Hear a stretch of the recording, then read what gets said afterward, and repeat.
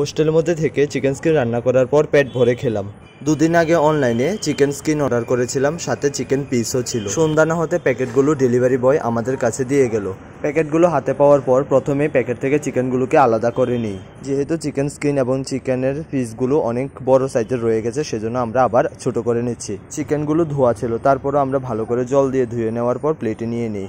কড়াইতে চিকেনগুলোকে নিয়ে সমস্ত ধরনের ময় মশলা দিয়ে হাতের সাহায্যে ভালো করে মিক্স আপ করতে থাকি। মিক্স আপ শেষে আমরা রান্নার জন্য চলে আসি ইন্ডাকশনের কাছে। এবার ফাইনালি স্টার্ট হবে রান্নাবাড়ির মেইন কাজটা। তো ধীরে ধীরে কড়াই বসানো হয়েছে, তাতে পেঁয়াজ কুচি টুচি দেওয়া হয়ে গেছে। না দেওয়ার পর এইগুলো একটু লালচে ভাব হয়ে গেছে, তারপর চিকেন স্কিনগুলো দেওয়া হয়ে গেল। তো এইভাবেই চলতে থাকে রান্না। চলো তোমাদের সাথে একটা কথা শেয়ার করি। যখন আমি ত্রিপুরা থেকে আসছিলাম এখানে, সবাই প্রায় অনেকেই বলতো যে এখানে সব কিছুর দাম টাম কম আছে, কিন্তু আমরা যখনই চিকেন টিকেন কিনতে দোকানে যাই তখনই বুঝি দাম কেমন। যাই হোক, তার জন্যই অনলাইন থেকে আমরা অর্ডার করেছি। তো অর্ডার করার পর এখন আমাদের রান্নাবান্না হয়ে গেছে এবং সাজানোর পর আমরা খেতেও বসে গেছি। তো ধীরে ধীরে আমাদের খাওয়া হচ্ছে। খুব ভালোই রান্নাবান্না হয়েছে আর রান্না করেছে রাহুল। ভিডিওটি এখানে শেষ করছি। তোমরা সব ভালো থেকো, টাটা।